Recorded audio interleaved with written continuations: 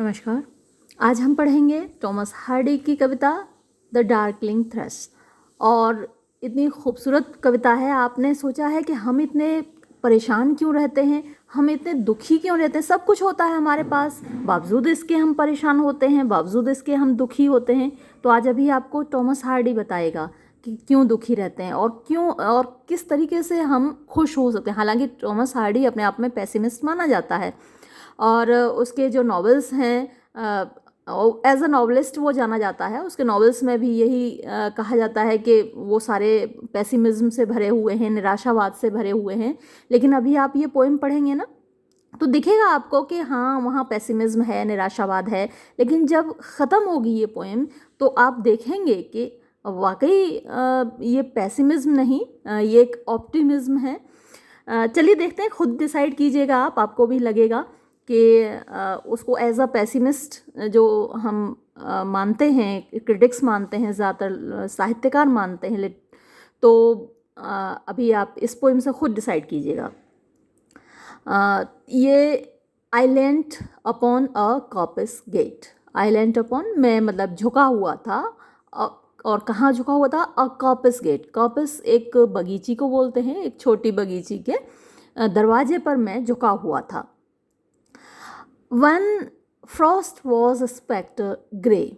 जब फ्रॉस्ट कोहरा है, वॉज स्पेक्टर ग्रे। स्पेक्टर क्या होता है? एक भूत को बोलते हैं, भूत पिशाच। तो अब देखिए, फ्रॉस्ट उसने कैपिटल से लिखा है। यहाँ फ्रॉस्ट को एक तरीके से पर्सोनिफाई किया गया, ऐसा लग रहा था भूत जैसा। स्पेक्टर और ग्रे भूरा कलर होता है, एक रंग होता है, भूरा रंग बोलते हैं उसको। तो भूत के जैसा भूरा रंग फ्रॉस्ट यानी कोहरे का था। तो कोहरे को यहाँ पर्सोनिफाई कर दिया गया है, इसलिए ये कैपिटल से भी लिखा गया है। तो भूत के जैसा भूरे रंग का कोहरा वहाँ पर छाया हुआ था। And winters drags made desolate the weakening I of day. इसमें ड्रैग्स क्या होते हैं? आपने जैसे चाय पीते हैं तो नीचे जो रह जाता है वो ड्रैग्स कहलाते हैं, यानी जो बेकार तलछट रह जाती है ना, वो ड्रैग्स कहलाते हैं। अब यहाँ पर विंटर्स ड्रैग्स यानी जो सर्दी है, एक तरीके से शायद ख़त्म होने की ओर है यहाँ पर। तो जो सर्दी का बचा हुआ भाग है, मेड वो बना रहा था या उसने बना दिया था। डेजोलेट मीन्स एकाकी, निर्जन। द वीकनिंग आई यानी कमज़ोर होती हुई आँख, ऑफ डे दिन की। तो दिन की कमज़ोर होती हुई आँख, या इसका मतलब ये हुआ कि जो वक्त है वो शाम का है, क्योंकि दोपहर में तो तेज़ चमकता है सूरज, सुबह निकलता है तेज़ चमकता है, और दोपहर में तो बहुत ही तेज़ होता है। उसके बाद धीरे धीरे डिम होता जाता है, कमज़ोर होता जाता है। तो इसका मतलब ये हुआ कि जो ये सीनरियो है वो शाम का है। आपको एक्सप्लेनेशन में लिखना होगा कि जो पोइम जितना बताती है ना, उससे ज़्यादा सजेस्ट करती है। तो जो सजेस्टेड मीनिंग होता है वो भी आपको लिखना होता है। The tangled vine stems scored the sky like strings of broken lyres, and all mankind that haunted an eye had sought their household fires. The tangled, tangled क्या होते हैं? आपस में उलझे हुए। बाइन मीन्स नरम, मुलायम, सॉफ्ट। स्टेम्स तने। स्कोर्ड द स्काई मीन्स आकाश में छाए हुए थे। ऊंचे ऊंचे पेड़ों के तने हैं और वो सॉफ्ट हैं, आपस में उलझे हुए हैं और आकाश में छाए हुए हैं। लाइक, देखिए जहाँ भी लाइक आ जाएगा वहाँ सिमिली फिगर ऑफ स्पीच होता है। तो यहाँ से मिली है like strings of broken lawyers. जैसे कि स्ट्रिंग्स माने डोरियाँ हों, धागे हों, तार हों। ऑफ ब्रोकन माने टूटे हुए। लायर एक म्यूज़िकल इंस्ट्रूमेंट होता है। जैसे कि किसी टूटे हुए लायर की तार हों, उनकी डोरियाँ हों, ऐसे वो आसमान में उलझी हुई बाइन स्टेम्स यानी नरम नरम टहनियाँ पेड़ों की दिख रही हैं। तो ये एक इमेजरी क्रिएट की है, वर्ड पिक्चर ड्रॉ की है पोइट ने। एंड ऑल मैनकाइंड, और सारी इंसानियत, सारे इंसान, दैट हॉन्टेड माने जो घूमा करते थे, नाई मीन्स यहाँ पर आसपास, इस बगीचे के आसपास, हैड सॉट माने वो तलाश में निकल गए थे, देयर हाउस होल्ड फायर्स, अपने घर के अंदर जल रही आग की।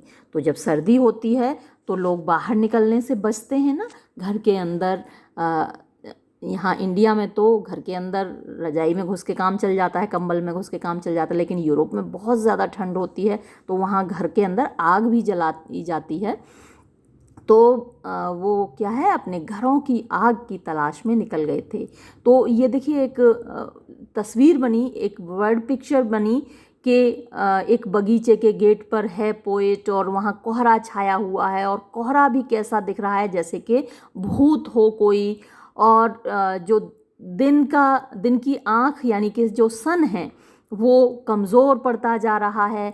आकाश में जो दिख रही हैं टहनियाँ पेड़ों की, वो ऐसे दिख रही हैं जैसे कि कोई वाद्य यंत्र, कोई लायर टूट गया हो और उसकी जो टूटी हुई डोरियां हैं, जो उसके स्ट्रिंग्स हैं, जो उसके तार हैं, वो आपस में उलझे हुए उधर आसमान पे लटके हुए हैं।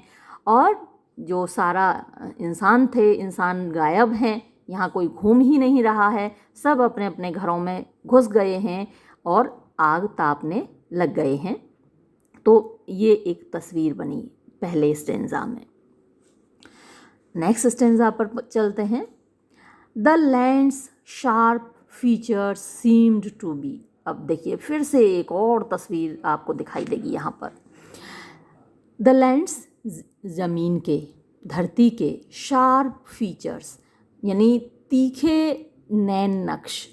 तो धरती के शार्प फीचर्स यानी उसके कहीं पहाड़ होते हैं, कहीं नदियाँ होती हैं, कहीं गड्ढे होते हैं, कहीं तालाब होते हैं, तो ये फीचर्स कहलाते हैं धरती के sharp features.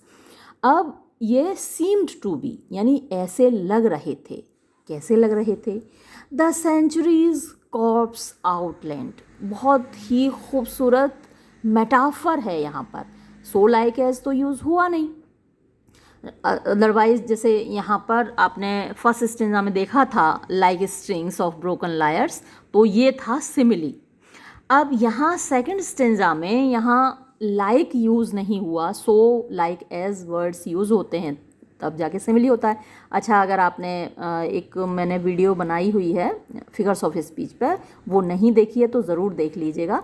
Figures of speech आप तभी पहचान सकते हैं जब आपको उनकी नॉलेज हो, तो वो वीडियो ज़रूर देख लीजिएगा। पोइट्री में फिगर्स ऑफ स्पीच को पहचानना बहुत ज़रूरी है, अदरवाइज़ आपका जो एक्सप्लेनेशन होता है वो अधूरा रहता है। क्रिटिकल कमेंट्स में आपको बताना होता है फिगर्स ऑफ स्पीच। तो द लैंड्स शार्प फीचर्स, तो जो धरती के फीचर्स हैं यानी जो धरती है उसकी ऊपर जो चीज़ें हैं वो सब कैसी दिख रही हैं, ऐसा जैसे कि सेंचुरीज कॉर्प्स, इस शताब्दी की लाश, आउटलैंड माने बाहर झुकी हुई हो, फैली हुई हो, पड़ी हुई हो, जैसे कि इस शताब्दी की लाश पड़ी हुई हो, ऐसी लग रही है धरती इस वक्त सर्दी के मौसम में। His crypt and cloudy canopy, his crypt होती है वो जगह जहाँ पर लाशों को दफनाया जाता है। तो शताब्दी की लाश पड़ी हुई है और उसके दफनाने की जो जगह है वो कहाँ है? जो द क्लाउडी मीन्स बादलों से भरा हुआ, कैनपी होता है छाता, यानी जो आसमान है वो उसके ऊपर झुका हुआ है धरती के ऊपर। ऐसा लग रहा है कि उस आसमान के नीचे ये धरती दफन है, ये सेंचुरी की लाश है, शताब्दी की लाश है, और उस कैनपी के नीचे ये लाश ढकी हुई है, बादलों वाली छतरी यानी आसमान के नीचे। क्रिप्ट वो जगह है जहाँ पर लाश दफनाई जाती हैं। तो ये पूरा जो आसमान से ढका हुआ, एक तरफ आप देखिए ईस्ट को देखिए तो वहाँ भी ऐसा लगता है जैसे कि धरती और आकाश मिले हुए हैं। वेस्ट में देखिए, नॉर्थ में देखिए, साउथ में देखिए, जिधर भी आप देखेंगे आपको लगेगा कि आसमान ने धरती को ढका हुआ है, जैसे कि एक छाता होता है ना, बीच में ऊपर को उठा हुआ गुंबद की तरह और साइड से नीचे को झुका हुआ होता है। तो आसमान को आप जिधर भी देखेंगे आपको ऐसा लगेगा कि आसमान धरती के ऊपर पूरा झुका हुआ है और इसने ढका हुआ है। तो शताब्दी की लाश को उस बादलों वाले छाते ने ढका हुआ है और वो ऐसा लग रहा है जैसे कि ये कब्रगाह हो और यहाँ पर वो शताब्दी की लाश दफन है। The wind its death lament, और हवा जो चल रही है वो ऐसा लग रहा है जैसे कि उसकी मौत पर विलाप कर रही हो। वैसे हवा चलती है, बड़ी खूबसूरत उसकी आवाज़ होती है, उसका म्यूज़िक। अब यही अगर पॉजिटिवली लिया जाए, यही आप अगर शैली को सुनते या कीट्स को सुनते तो या फिर वर्ड्सवर्थ को सुनते तो वो विंड को जो बताता, उसका जो डिस्क्रिप्शन करता एक म्यूज़िक के रूप में करता कि बड़ा स्वीट म्यूज़िक है जो हवा का सुनाई दे रहा है। लेकिन यहाँ टॉमस हार्डी को क्या सुनाई दे रहा है? The wind its death lament, कि जो हवा चल रही है वो उसके मौत का गीत है, जैसे मौत पर विलाप कर रही हो, किसी की मौत पर रो रही हो, ऐसी आवाज़ हवा की सुनाई दे रही है हार्डी को। The ancient pulse of germ and birth was shrunken hard and dry. The ancient माने प्राचीन, पल्स आप विश्वास को कह सकते हैं, ऑफ जर्म जर्मिनेट होता है ना, स्फुरण होता है, प्रस्फुरण होता है, जो बीज होता है ना वो फूटता है, कोपलें उसमें से बीज फूट के तभी तो पौधा निकलता है छोटा सा, तो उसको जर्मिनेशन बोलते हैं। तो the pulse of germ and birth, यानी इस धरती के जन्म के बारे में, पैदा होने के बारे में जो धारणाएं थीं, पुरानी प्राचीन जो धारणाएं थीं, वॉज श्रंकन हार्ड एंड ड्राई, तो वो जैसे कि सिकुड़ गई है और कठोर हो गई है। यानी जो विश्वास है मनुष्यों के अंदर का, जो प्राचीन धारणाएं हैं वो कठोर हो गई हैं, वो सिकुड़ गई हैं, वो अपना इम्पोर्टेंस खो चुकी हैं। And every spirit upon earth, जब अंदर से विश्वास नहीं रहता, फेथ नहीं रहता इंसान के अंदर, तो वो कैसा हो जाता है? कमज़ोर हो जाता है ना। जब आपके अंदर विश्वास भरा होता है, भले ही आपके अपने ऊपर विश्वास हो, आपको भगवान में विश्वास हो, आपको किसी भी चीज़ में ट्रस्ट है, फेथ है, बिलीफ है, तो उसे एक ताकत मिलती है ना, वो आपकी पावर होती है जो आपका ट्रस्ट है। लेकिन जब ट्रस्ट नहीं है ना, तो क्या होगा? एंड एवरी स्पिरिट, और हर आत्मा, हर प्राणी, अपॉन अर्थ, धरती के ऊपर, सीम्ड, ऐसा लग रहा था, प्रतीत हो रहा था, फर्वरलेस, फर्वर होती है एनर्जी, ताकत, एंथुजियाज्म, ज़ील, उत्साह, तो इस लेस मतलब उसके बिना, तो हर इंसान ऐसा दिख रहा था जैसे कि उसके अंदर ताकत ही नहीं है, उसके अंदर कोई उत्साह ही नहीं है। एज आई, जैसे कि मेरे अंदर नहीं था, हर इंसान मुझे वैसा ही दिख रहा था। नेक्स्ट स्टेंजा पर हम चलते हैं। एट वंस, अचानक से क्या हुआ? ऐसे निराशा के माहौल में अचानक से क्या हुआ?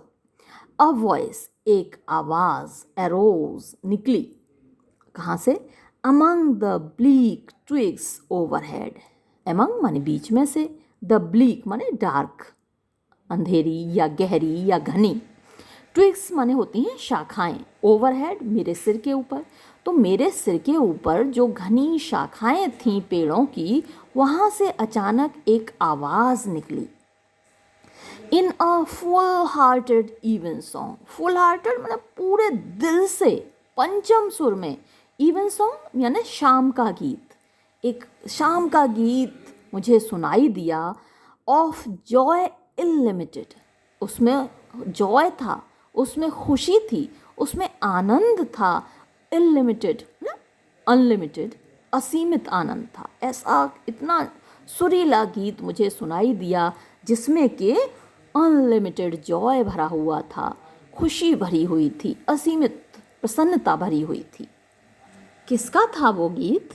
एन एज्ड थ्रश, एक बूढ़ी थ्रश चिड़िया का नाम है। फ्रेल, कमज़ोर, गौंट, पीली पड़ी हुई, एंड स्मॉल, और छोटी, तो सर्दी का मौसम है, सर्दी में सभी का हाल बेहाल हो जाता है और हम तो घरों के अंदर छिप जाते हैं।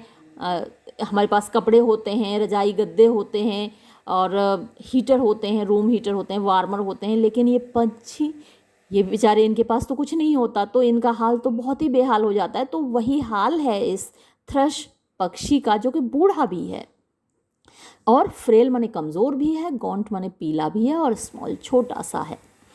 इन blast beruffled plume, blast माने जो तेज़ हवा होती हैं, अंधड़ होता है, तूफ़ान होता है, बी रफल्ड माने उससे तूफ़ान के द्वारा जो इधर उधर कर दिए गए, मतलब ख़राब कर दिए गए हैं। प्लूम उसके पर, तो उसके जो बॉडी के ऊपर कवरिंग होती है प्लूम्स की, वो एकदम से अस्त व्यस्त हो गई है तेज़ हवाओं की वजह से। इतना बुरा हाल है उस पंछी का। हैड चोजन, उसने चुना था, 10 इस प्रकार, टू फ्लंग माने ऊपर उछालने का, हिज सोल अपनी आत्मा को, अपॉन द ग्रोइंग ग्लूम, यानी जो बढ़ता हुआ ग्लूम अंधेरा था। और जो ग्लूम है, ग्लूम माने उदासी भी होती है और अंधेरा उदासी का सिंबल भी होता है। तो ये जो बढ़ता हुआ अंधेरा था, बढ़ती हुई उदासी थी, उसमें अपनी आत्मा को इस प्रकार ऊंचा उछालने का उसने चूज़ किया, चुनाव किया। तो देखिए, हमारा हाल अगर ऐसा हो तो क्या हम गाएंगे? नहीं, हम तो रोएंगे, चिल्लाएंगे, बिलाप करेंगे, ईश्वर से शिकायत करेंगे, हे भगवान ये क्या हो गया, इतनी तेज़ हवा, मरे जा रहे हैं। लेकिन इस पक्षी ने देखिए एक पाठ पढ़ाया है, एक लेसन दिया है आपको, एक सबक सिखाया है कि इतनी बुरी दशा में भी आप खुशी से गा सकते हैं। तो हम इंसान इनसे ये सबक ले सकते हैं।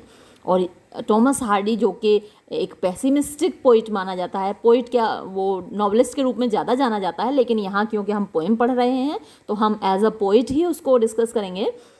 तो एक पोइट जिसको कि पेसिमिस्टिक कहा जाता है, वो इतनी अच्छी बात हमको बता रहा है कि इतनी बुरी हालात में इस पक्षी ने जो चूज़ किया, जो उसकी चॉइस थी, क्या थी? रोने की नहीं, बल्कि खुशी से गाने की।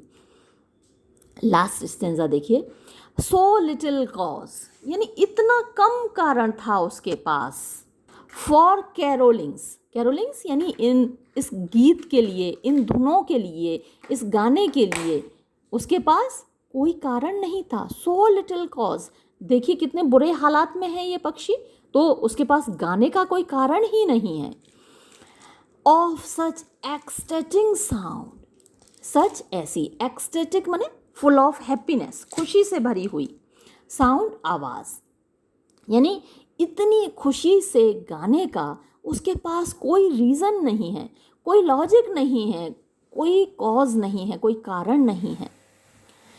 Was written on terrestrial things afar और नाई, यानी वॉज रिटन लिखा हुआ था, यानी कि स्थित था, ऑन टेरेस्ट्रियल माने सांसारिक, यानी फिजिकल, यानी कि जो इस धरती के हैं, भौतिक चीज़ें, इस धरती पर जो विद्यमान चीज़ें हैं वो टेरेस्ट्रियल कहलाती हैं।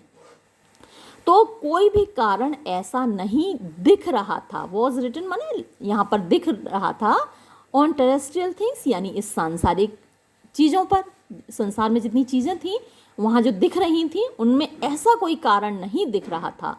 और जितनी चीज़ें, एफआर माने दूर और नाय माने करीब, पास की, दूर की और पास की, अराउंड माने चारों ओर, तो चारों ओर चाहे दूर की चीज़ों को देखिए या पास की चीज़ों को देखिए, तो जितनी भी वहाँ पर टेरेस्ट्रियल थिंग्स यानी सांसारिक चीज़ें थीं, पेड़ थे, पौधे थे, वो भी सर्दी के मारे जमे हुए थे, कुछ भी ऐसा नहीं दिख रहा था जो कि कारण बने इस खूबसूरत गीत का, इस खुशी से भरे हुए, आनंद से भरे हुए गीत का।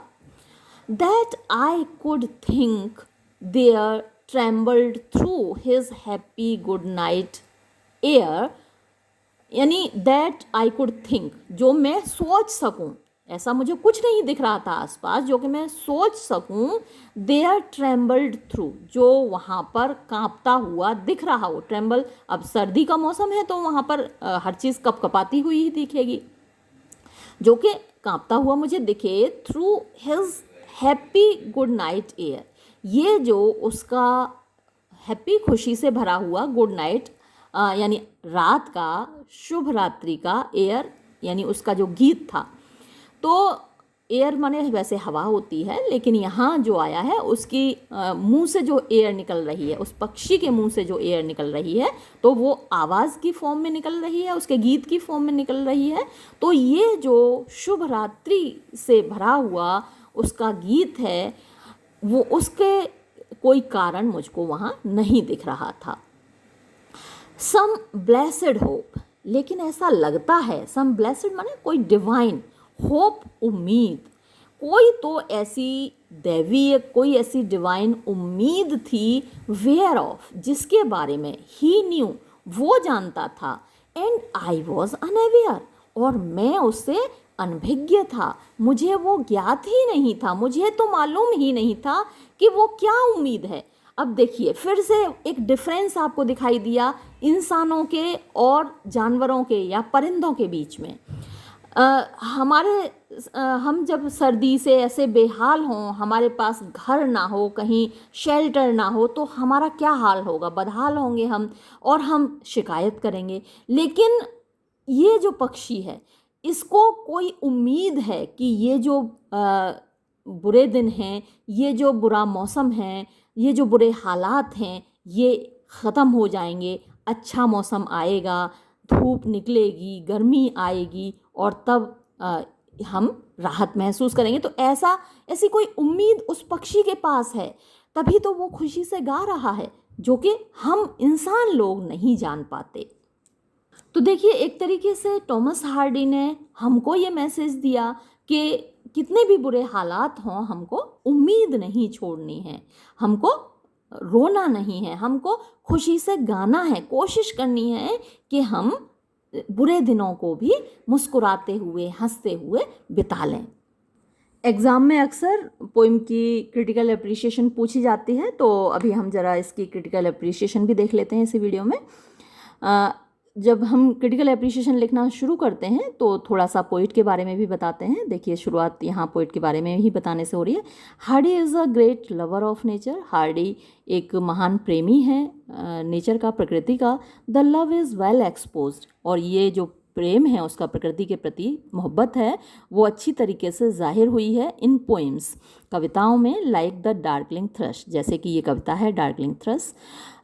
It is a beautiful illustration, ये एक खूबसूरत उदाहरण है of his joy in nature, उसके आनंद का, प्रकृति में जो आनंद वो महसूस करता है। इनफैक्ट वास्तव में नेचर बिकम्स अ मिरर, जो प्रकृति है वो एक आईना बन जाती है टू हिज इनवर्ड फीलिंग्स, उसके अंदर की जो भावनाएं हैं उनके लिए। समटाइम्स, कभी कभी गे, वो खुशी से भरी होती हैं, एंड समटाइम्स, और कभी कभी ग्रेव, गंभीर। The darkling thrust was first published, ये जो कविता है डार्कलिंग थ्रश पहली बार प्रकाशित हुई इन 1900, 1900 में।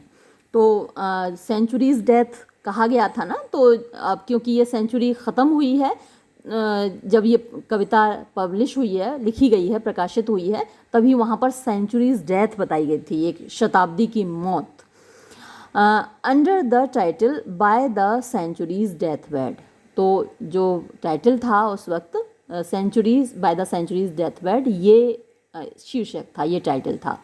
इन द पोइम, इस कविता में, ही फॉलोज, वो अनुकरण करता है, द रोमांटिक ट्रेडिशन, जो रोमांटिक परंपरा थी, ऑफ एडमायरिंग मीन्स तारीफ करने की, स्वीट सिंगिंग बर्ड्स यानी मीठा गाना गाने वाली चिड़ियों की, लाइक कुक्कू, स्काईलार्क और नाइटिंगेल एट्सेट्रा, जैसे कि कुक्कू, स्काईलार्क और नाइटिंगेल आपने मेरे साथ और ये पोइम्स पढ़ी है ना, ओ टू ए स्काईलार्क पीवी शैली की, ओ टू ए नाइटिंगेल जॉन कीट्स की।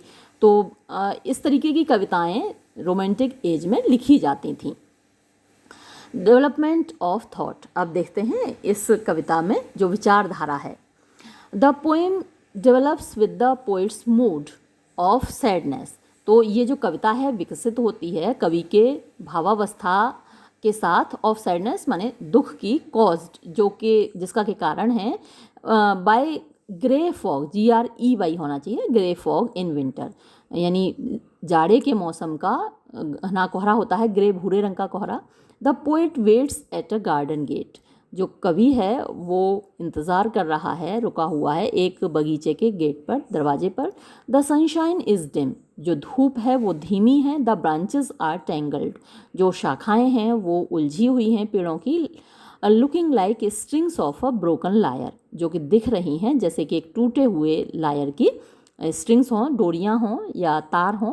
दस इस प्रकार द पोएट प्रोजेक्ट्स, जो कवि है वो दिखाता है द अपसेट कंडीशन, यानी उलझी हुई दशा ऑफ कंटेम्परेरी वर्ल्ड, मीन्स समकालीन संसार की, अपने ज़माने का जो संसार है। हालांकि ये जो संसार है हमेशा ही उलझा रहता है, कभी इसकी कंडीशंस अच्छी नहीं होती। इन विच, जिसमें कि नथिंग इज़ वर्किंग वेल, कुछ भी ठीक से काम नहीं कर रहा है। अभी भी तो हम देख रहे हैं ना, अभी भी कौन सा ये दुनिया ठीक से काम कर रही है, कभी कुछ हो जाता है, कभी कुछ हो जाता है। कुछ नहीं तो रूस और यूक्रेन का वॉर ही हो गया, वहाँ पर बेचारे यूक्रेन वाले का क्या हाल होगा हम तो इमेजिन ही कर सकते हैं। हम तो बहुत अच्छे शांति से जी रहे हैं अपने देश में। तो where nothing is working well, कुछ भी ठीक से काम नहीं कर रहा। द मैनकाइंड इज़ प्रेजुडिस्ड, जो इंसानियत है वो प्रेजुडिस्ड है, मतलब कि पूर्वाग्रहों से भरी हुई है। सो स्ट्रांगली, इतना ज़्यादा, दैट के नो कंप्रोमाइज इज़ पॉसिबल, कोई समझौता संभव ही नहीं है। ऑल इज़ लॉस्ट, सब कुछ हो गया है। इन कन्फ्यूज़न, कन्फ्यूज़न में ऑफ कॉन्फ्लिक्ट्स माने आपस के झगड़ों के।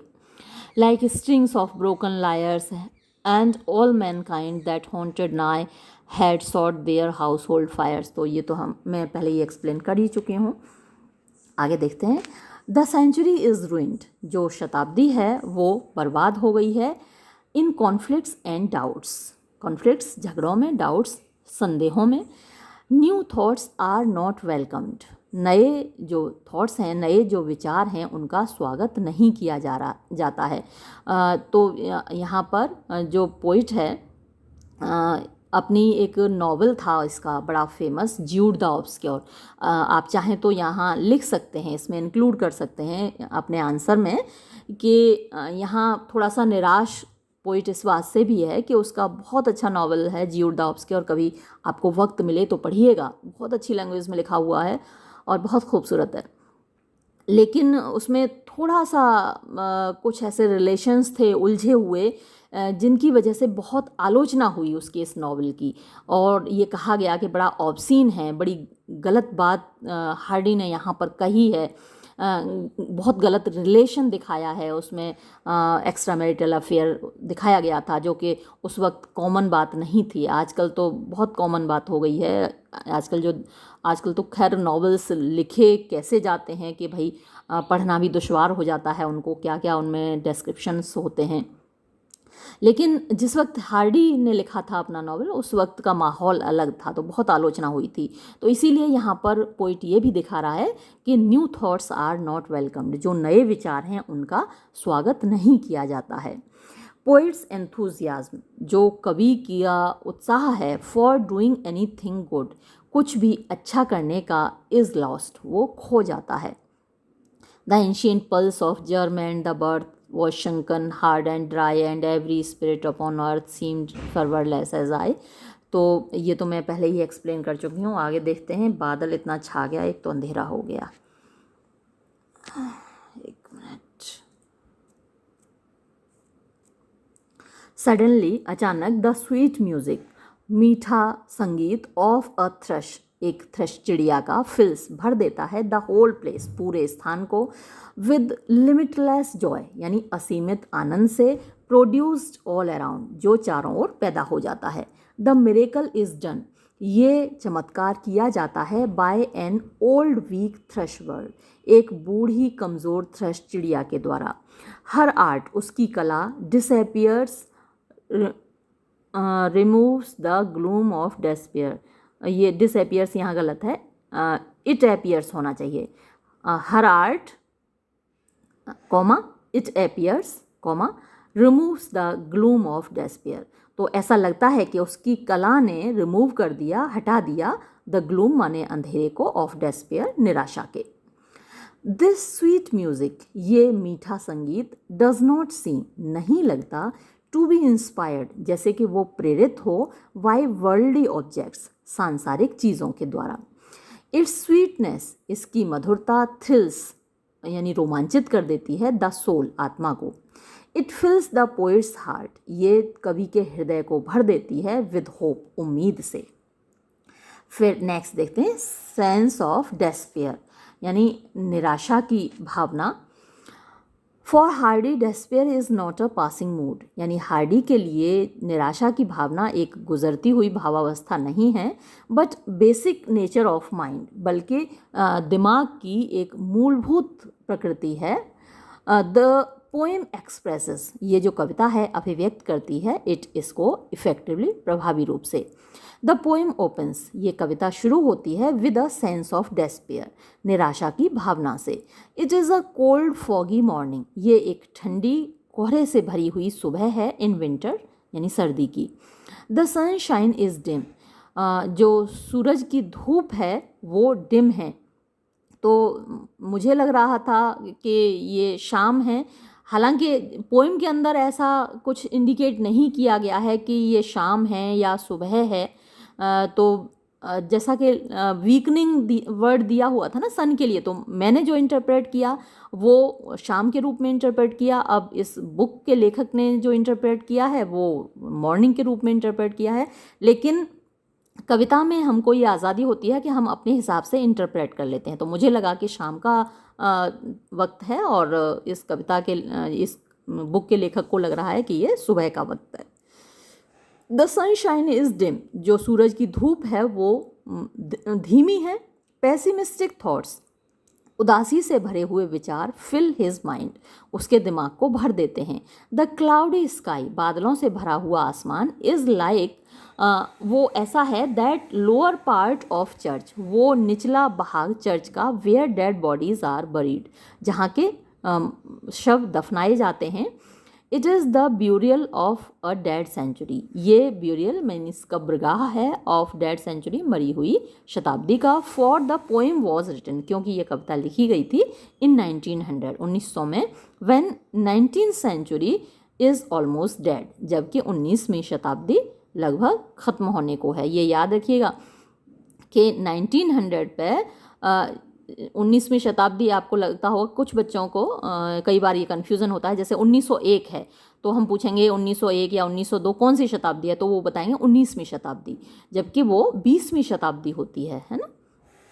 तो 19वीं शताब्दी ख़त्म हो चुकी थी। द इमेजरी एक्सपोजेज, ये जो इमेजरी है, ये जो तस्वीरें हैं, एक्सपोजेज माने दिखाती हैं the poet's sense of despair, जो कवि की निराशा की भावना है। The land sharp feature seem to be the centuries corpse outleant, his crypt the cloudy canopy, यहाँ पे थोड़ी स्पेलिंग मिस्टेक है, the wind his death लेमेंट।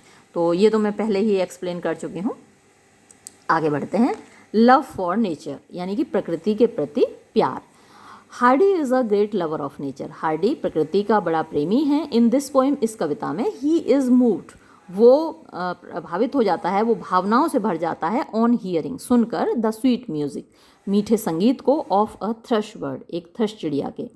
This music, ये संगीत, प्रूव्स, साबित होता है, स्ट्रॉन्ग एनफ, यानी काफ़ी ताकतवर, टू रिमूव, हटाने के लिए, हिज सेंस ऑफ डेस्पेयर, उसकी निराशा की भावना को। दिस सॉन्ग प्रोड्यूसेस, ये गीत पैदा करता है, लिमिटलेस जॉय, असीमित आनंद। और फिर ये पंक्तियाँ हैं। At once a voice arose among the bleak twigs overhead in a full hearted evensong of joy illimited. तो ये लाइंस तो मैं पहले ही एक्सप्लेन कर चुकी हूँ। आगे बढ़ते हैं। A poem in romantic tradition, तो ये हेडिंग आप डाल सकते हैं कि ये कविता रोमांटिक परंपराओं पर है। दस Hardy is the darkling thrust, Hardy की, 10 माने इस प्रकार, हार्डी की जो कविता डार्कलिंग थ्रश है, इज़ अ पोएम, ये एक कविता है, इन ट्रेडिशन ऑफ रोमांटिक पोइट्री, यानी जो रोमांटिक पीरियड की कविता थी उसी परंपरा में। तो आप रोमांटिक पीरियड से परिचित ही होंगे। 1798 से इसकी शुरुआत मानी जाती है, जब से वर्ड्सवर्थ और कॉलेज ने मिलकर जो लिरिकल बैलेड्स का पब्लिकेशन किया था, तब से इसकी शुरुआत मानी जाती है। Wordsworth, Coleridge, Shelley, Keats, Southey, Byron, Lord Byron, ये सब रोमांटिक एज के महानतम कवि हैं जिनसे आप परिचित होंगे। शेलीज टू अ स्काईलार्क, शेली की कविता टू अ स्काईलार्क, इस पर मेरा वीडियो अपलोडेड है, आपने शायद देखा हो। Shelley in to a skylark and Keats in to a nightingale, यानी शेली अपनी कविता टू अ स्काईलार्क में और कीट्स अपनी कविता टू अ नाइटिंगेल में एक्सप्रेस अभिव्यक्त करते हैं अ डीप एडमिरेशन, एक गहरी प्रशंसा, फॉर स्वीट सिंगिंग बर्ड्स, यानी मीठा गाने वाली चिड़ियों के लिए। हार्डी फॉलोज, यानी हार्डी अनुकरण करता है दैम, उन्हीं का, व्हेन ही प्रेजेस, जब वो तारीफ करता है, the sweet song of a thrush, एक थ्रश पक्षी के मीठे गीत का। It is Hardy sense of gloom, ये हार्डी की भावना है, ऑफ ग्लूम, निराशा की, that thrush is old, weak and small, कि जो थ्रश उसने दिखाई है वो बूढ़ी है, कमज़ोर है और छोटी है। फिर है यूज़ ऑफ इमेजरी, यानी इस कविता में आपने देखा कि कैसे उसने वर्ड पिक्चर्स बनाई हैं, शब्दों से तस्वीरें बनाई हुई हैं। Hardy uses the nature imagery, Hardy ने प्रयोग किया है प्रकृति की तस्वीरों का। व्हेन ही रेफर्स टू, जब वो इशारा करता है टू कॉपिस गेट, कॉपिस गेट यानी कि बगीचे के दरवाजे का, ग्रे फ्रॉस्ट, GREY कर लीजिएगा, यानी जो भूरे रंग का कोहरा है, एंड विंटर्स ड्रैग्स, और जो विंटर है यानी सर्दी है उसके ड्रैग्स माने उसका जो बचे हुए शेष दिन हैं उनका। The imagery of strings of broken lawyers, और जो तस्वीर है स्ट्रिंग्स माने तारों की, ऑफ ब्रोकन लायर्स, टूटे हुए लायर की यानी वाद्य यंत्र के, before praising the sweet song, यानी तारीफ करने से पहले, द स्वीट सॉन्ग, मधुर गीत की, ऑफ एन ओल्ड थ्रश, एक बूढ़ी थ्रश के, शोज, दिखाता है, द पोइट्स स्किल, कवि की चतुराई। हिज पेसिमिज्म, उसकी निराशा, इज एक्सपोज्ड, दिखाई दी है, इन सेंचुरीज कॉर्प्स, यानी जो उसने एक तस्वीर बनाई है सेंचुरीज यानी शताब्दी की लाश की। कंक्लूजन, दस, इस प्रकार, द डार्कलिंग थ्रश, जो ये जो कविता है, इज़ एन इम्प्रेसिव पोइम, ये एक प्रभावशाली कविता है, इन ट्रेडिशन ऑफ रोमांटिक पोइट्री, यानी जो रोमांटिक कविता है उसी की परंपरा में। तो ये थी क्रिटिकल एप्रिसिएशन और ये थी आपकी कविता। ये वीडियो मैं यहीं समाप्त करूँगी। धन्यवाद।